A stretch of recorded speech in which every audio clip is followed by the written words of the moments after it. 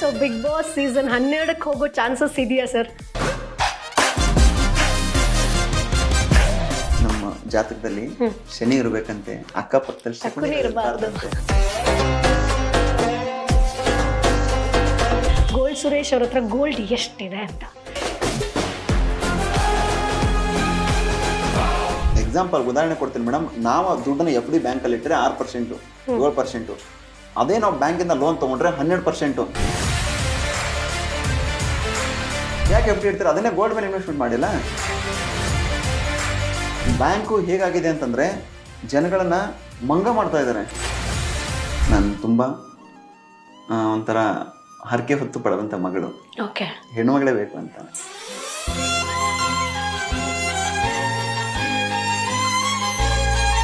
Sir, ಮೊದಲನೇದಾಗಿ congratulations. So ಒಂದು big boss ಮನೆಗೆ ಹೋಗೋ ಆಪರ್ಚುನಿಟಿ ಸಾಕಷ್ಟು ಜನರಿಗೆ ಸಿಗಲ್ಲ, ಎಲ್ರಿಗೂ ಕೂಡ ಒಂದು ದೊಡ್ಡ ಡ್ರೀಮ್ ಆಗಿರುತ್ತೆ. ಇನ್ನೊಂದು 75 ದಿನಗಳ ಕಾಲ ಇರೋದು ಅಂತಂದರೆ ಅದು ಈಸಿ ಮಾತಲ್ಲ.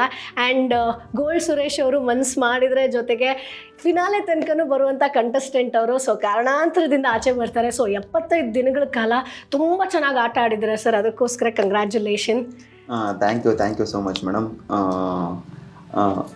ಒಂದು 75 ದಿನ ಅನ್ನೋದಕ್ಕಿಂತ ಒಂದು ಹೊಸ ಫ್ಯಾಮಿಲಿ ಸಿಕ್ಕಿದೆ ನನಗೆ ಅಲ್ವಾ? ಆ ಒಂದು ಗುಡ್ ಫೀಲ್ ನನಗೆ ತುಂಬಾ ಇದೆ. ಮನಸ್ಸು ಮಾಡಿದ್ರೆ ಇರ್ಬೋದಾಗಿತ್ತು, ಕಪ್ಪು ನನ್ನ ಕೈಲೇ ಇರ್ತಿತ್ತು ಅಲ್ವಾ? ಎಲ್ರಿಗೂ ತುಂಬಾ ಆಸೆ ಅದೇ ಇದ್ದಿದ್ದು, ಗೋಲ್ಡ್ ಸುರೇಶ್ ಅವ್ರ ಕೈಲಿ ಕಪ್ ಇರ್ಬೇಕು ಅಂತ. ನಾನು ಹೊರಗಡೆ ಬಂದಾಗ ನನಗೆ ಮನಸ್ಸಿಗೆ ಎಷ್ಟು ಬೇಜಾರಾಗಿದೆಯಲ್ಲೋ ಗೊತ್ತಿಲ್ಲ, ಬಟ್ ಅಷ್ಟು ನನ್ನ ಅಭಿಮಾನಿಗಳು, ನನ್ನ ಜನಕ್ಕೆ, ನನ್ನ ಪ್ರೀತಿಸುವಂಥವ್ರಿಗೆ ಆ ಬೇಜಾರಾಗಿದೆ. ಮುಂದಿನ ದಿನಗಳಲ್ಲಿ ಅದೆಲ್ಲವನ್ನು ನಾನು ಫುಲ್ಫಿಲ್ ಮಾಡ್ತೀನಿ ಅವ್ರಗಳಿಗೆ, ಯಾವುದೇ ಥರದ ಬೇಜಾರಾಗದೇ ಇರೋ ಥರ.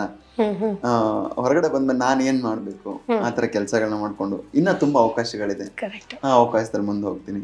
ಅವ್ರಿಗೆಲ್ರಿಗೂ ಖುಷಿ ಆಗೋ ರೀತಿಯಲ್ಲಿ ಮುಂದಿನ ದಿನಗಳಲ್ಲಿ ಒಳ್ಳೆ ಎಂಟರ್ಟೈನ್ಮೆಂಟ್ ಕೊಡ್ತೀನಿ. Okay, so big boss season 12ಕ್ಕೆ ಹೋಗೋ ಚಾನ್ಸಸ್ ಇದೆಯಾ ಸರ್?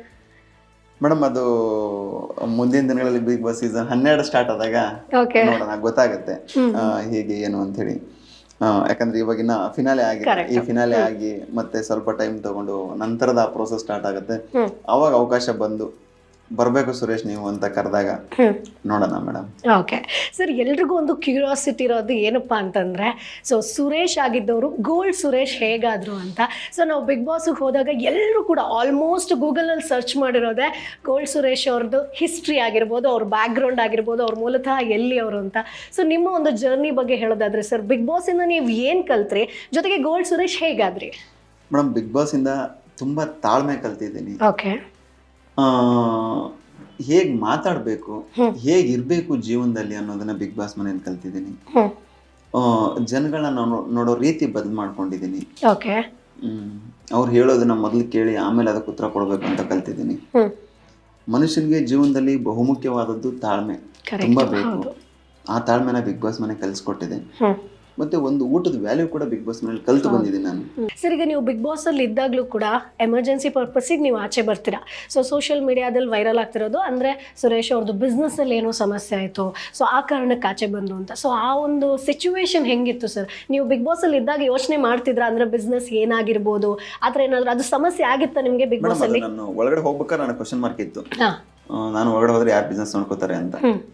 ಅದ್ರ ಮಧ್ಯದಲ್ಲೂ ಕೂಡ ನನ್ನ ವೈಫ್ಗೆ, ನಮ್ಮ ಟೀಮ್ಗೆ ನಾನು ಬಿಸ್ನೆಸ್ನ ಕೊಟ್ಬಿಟ್ಟು ಹೋಗಿದ್ದೆ. ಯಾಕಂದ್ರೆ ಒಂದು ಮನೆಗೆ ಒಬ್ಬ ಹಿರಿಯರು ಹೇಗಿರ್ತಾರೋ, ಒಬ್ಬ ತಂದೆ ಹೇಗಿರ್ತಾನೋ ಹಾಗೆ ನನ್ನ ಕಂಪ್ನಿ ನಾನೇ ಅಲ್ಲ. ನನಗೆ ಗೊತ್ತು, ಪ್ರತಿಯೊಂದು ಗೊತ್ತು ನನಗೆ. ಇದ್ರ ತಳ ಕೂಡ ಏನು ಎಲ್ಲ, ಹೇಗೆ ಎಲ್ಲಿ ಕೆಲಸ ನಡೀತಿದೆ, ಏನು ಮಾಡ್ತಿದೀವಿ, ಎಲ್ಲಿ ಹೇಗೆ ಹಾಕಬೇಕು, ಎಲ್ಲಿ ಹೇಗೆ ತೆಗಿಬೇಕು ಅಂತ ನನಗೆ ಮಾತ್ರ ಗೊತ್ತು. ನಾನು ಅದನ್ನ ಬೇರೆಯವ್ರ ಕೈಗೆ ಕೊಟ್ಟಾಗ ಅದನ್ನ ಅವ್ರು ಮ್ಯಾನೇಜ್ ಮಾಡಿ ತುಂಬಾ ಕಷ್ಟ ಆಗುತ್ತೆ. ಒಳ್ಳೆ ಇದ್ದಾಗ ನಾವು ಕೊರಗ್ ತುಂಬಾ ಇತ್ತು, ಹೆಂಗಪ್ಪ ಬಿಸ್ನೆಸ್ ನೋಡ್ಕೋತಾರೆ ಇವರು, ಏನ್ ಮಾಡ್ತಾ ಇದಾರೆ ಅಂದ್ರೆ ನೀವು ಅಷ್ಟು ನಿಮ್ಮ ಡ್ರೀಮ್ ಅದು ಕಟ್ಟಿ ಬೆಳೆಸ್ದಿದ್ದು. ಸೊ ನೀವು ಲಾಸ್ಟ್ ನೀವು ಅಲ್ಲಿಂದ ಆಚೆ ಬರೋಕ್ಕಿಂತ 2 ವೀಕ್ಸ್ ನಾವು ಅಬ್ಸರ್ವ್ ಮಾಡಿದ್ವಿ, ತುಂಬಾ ಡೌನ್ ಆಗಿದ್ರಿ ನೀವು. ಒಂದು ನಿಮ್ದು ಕಾಲ್ ಇಂಜುರಿದ್ದು ಪ್ರಾಬ್ಲಮ್ ಇತ್ತು, ಆಮೇಲೆ ನಾವು ವ್ಯೂವರ್ಸ್ಗೂ ಗೊತ್ತಾಗ್ತಿತ್ತು ಸುರೇಶ್ ಅವ್ರ ಮೈಂಡಲ್ಲಿ ಏನೋ ಕೊರಗಿದೆ ಅಂತ. ಸೊ ಆಗ್ಲಿಂದಲೇ ನೀವು ಯೋಚನೆ ಮಾಡ್ತಿದ್ರೆ ಸರ್, ಅಂದ್ರೆ ನೀವು ರೆಡಿ ಆಗಿದ್ರ ಹೋಗ್ಬೇಕು ಅಂತ? ನಾವು ಹೋಗ್ಬೇಕಂತ ರೆಡಿ ಆಗಿರ್ಲಿಲ್ಲ.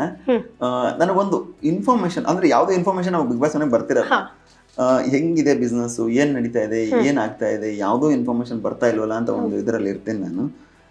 ಆ ಥರದೊಂದು ಸಿಚುವೇಶನ್ ಅಷ್ಟೇ. ಯಾಕಂದ್ರೆ ಇಲ್ಲಿಗೆ ನಾನು ಕೊಟ್ಟೋದಾಗ ಅವ್ರಿಗೆ ಹ್ಯಾಂಡಲ್ ಮಾಡಕ್ ಬರಲಿಲ್ಲ ಕರೆಕ್ಟ್ ಆಗಿ. ನಾನು ಹೇಳಿದೆ ಮೊದ್ಲು, ಅವಾಗಲೂ ಒಂದು ಮಾತು ಹೇಳಿದೆ, ನಮ್ಮ ಜಾತಕದಲ್ಲಿ ಶನಿ ಇರ್ಬೇಕಂತೆ, ಅಕ್ಕಪಕ್ಕದಲ್ಲಿ ಶಕುನಿ ಇರಬಾರ್ದಂತೆ. ಆ ಥರದನ್ನ ನಾನು ಇತ್ತು ನನ್ನ ಜೀವನದಲ್ಲಿ. ಸರ್, ನೀವು ಬಿಗ್ ಬಾಸ್ ಮನೆಗೆ ಹೋದಾಗ ಗೋಲ್ಡ್ ಸುರೇಶ್ ಆಗಿ ಹೋಗಿದ್ರಿ, ಬಟ್ ಆಚೆ ಬಂದಾಗ big boss celebrity gold Suresh ಆಗಿದ್ದೀರಾ. ಸೊ ಏನೇನು ಚೇಂಜಸ್ ಆಯಿತು ಸರ್ ನಿಮ್ಮ ಲೈಫಲ್ಲಿ ಬಂದಮೇಲೆ, ಆಚೆ ಬಂದಮೇಲೆ? ಮೇಡಮ್, ಪ್ರತಿ ವಾರ ಸುದೀಪ್ ಸರ್ ಹೇಳೋರು